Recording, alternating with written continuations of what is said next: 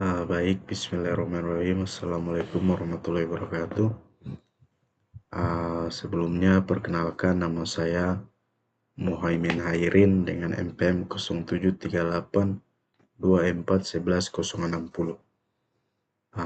Pada kesempatan kali ini saya akan mencoba menjelaskan tentang siklus pembentukan batuan sedimen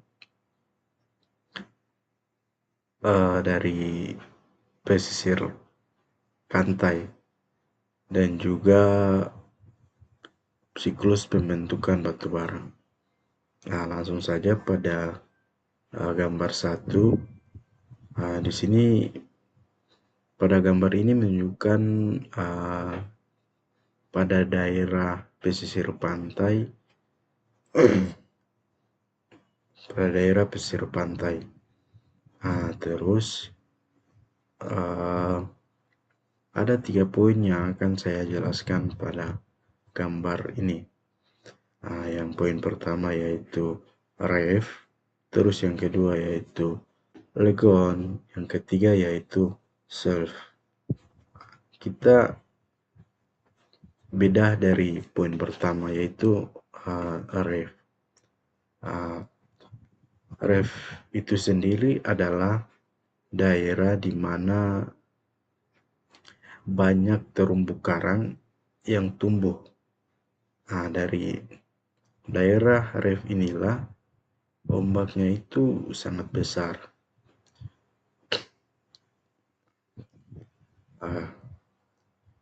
Karena ombak yang begitu besar, sehingga karang yang mudah lapuk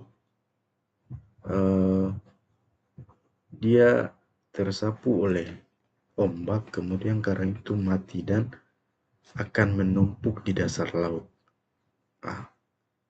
Tumpukan karang itulah lama-kelamaan menjadi batu gamping. Pada daerah ref inilah biasanya memiliki gelombang yang tinggi karena ombaknya yang kuat,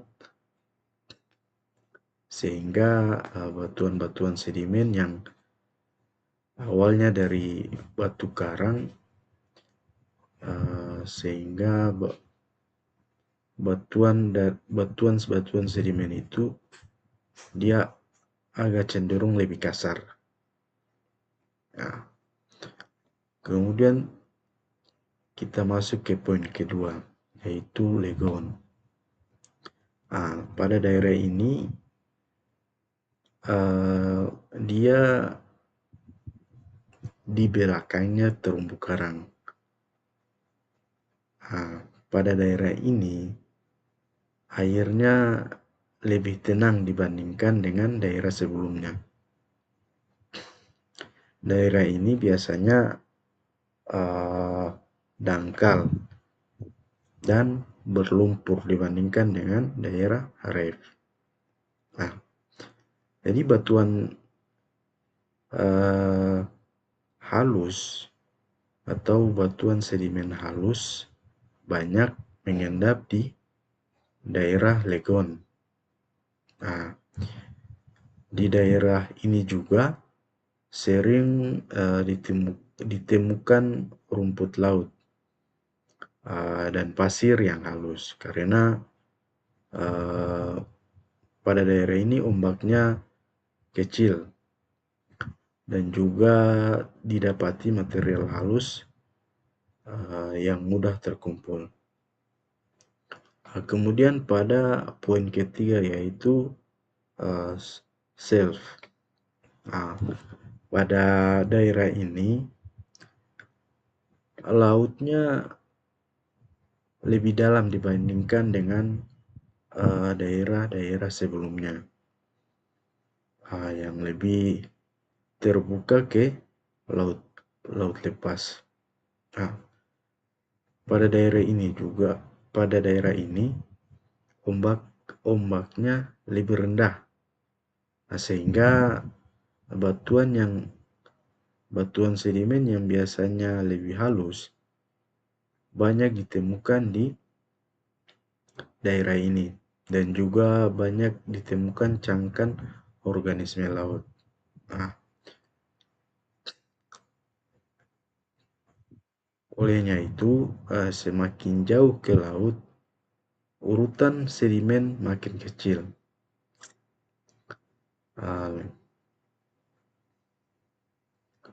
Jadi dari daerah pertama yaitu reef, itu batuan sedimennya dia agak sedikit kasar.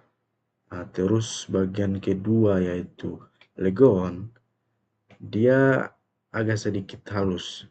Dan juga yang ketiga pada daerah shelf, itu batuannya dia uh, lebih halus dibandingkan dengan lagoon. Nah, sekarang kita masuk pada gambar kedua.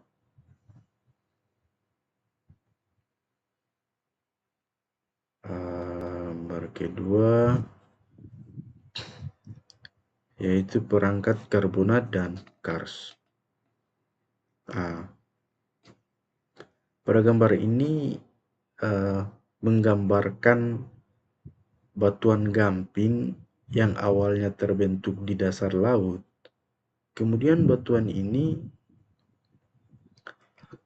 bergerak ke atas karena adanya pergerakan lempeng bumi.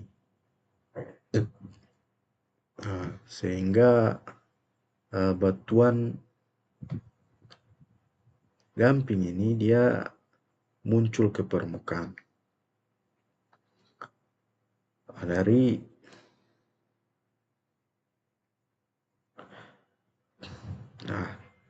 Saat batuan ini terangkat, lapisan batuan itu menjadi retak dan terlepas.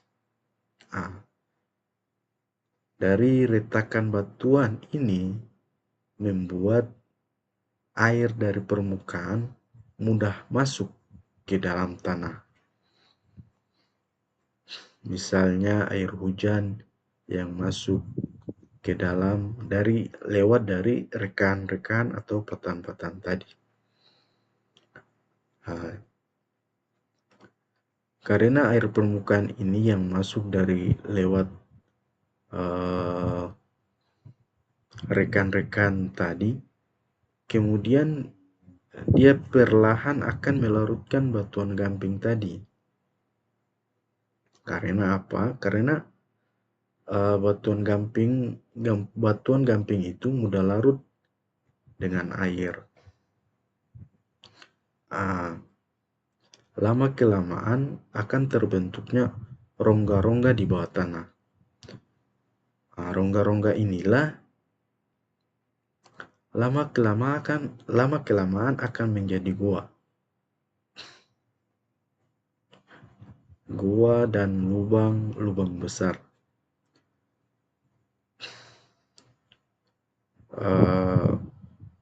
Dan kemudian ada juga yang membentuk sungai bawah tanah. Jadi pada daerah ini banyak memiliki gua dan batu gamping yang biasa disebut dengan daerah karst.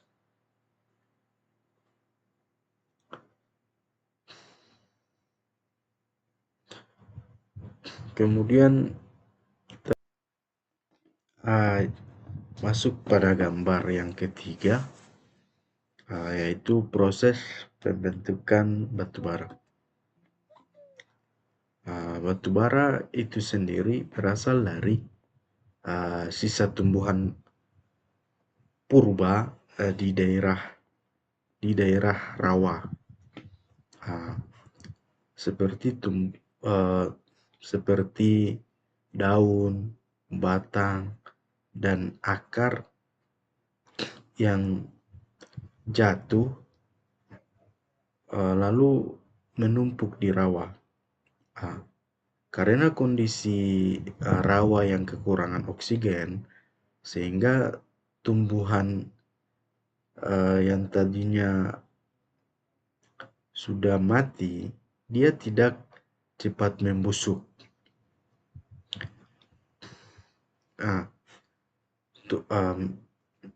Jadi tumpukan tumbuhan itu dia akan menjadi gambut.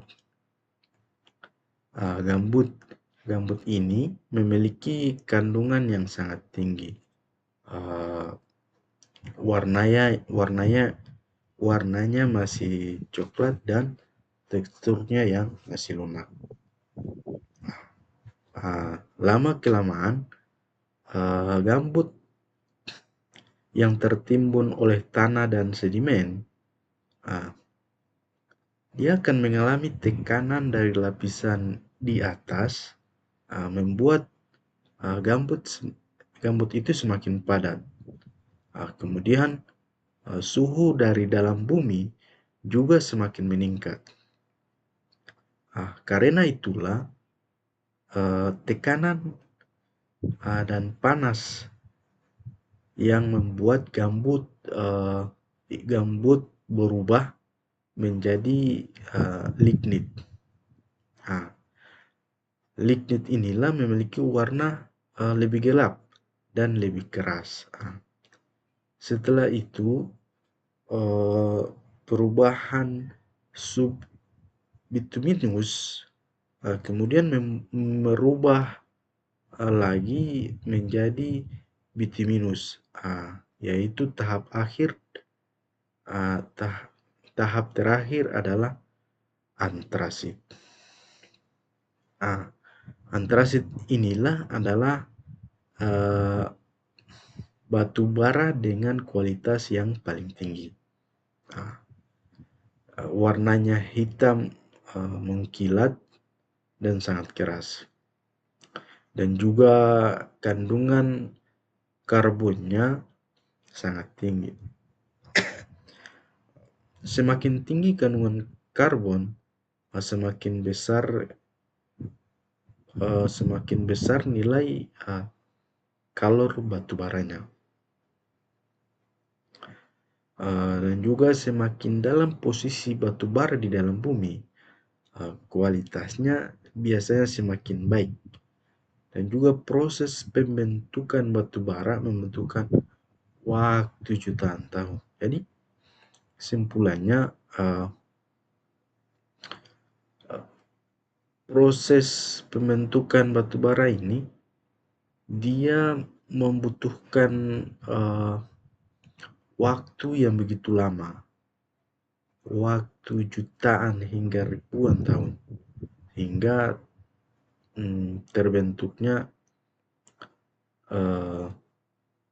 endapan-endapan yang berkualitas, yang memiliki nilai ekonomis.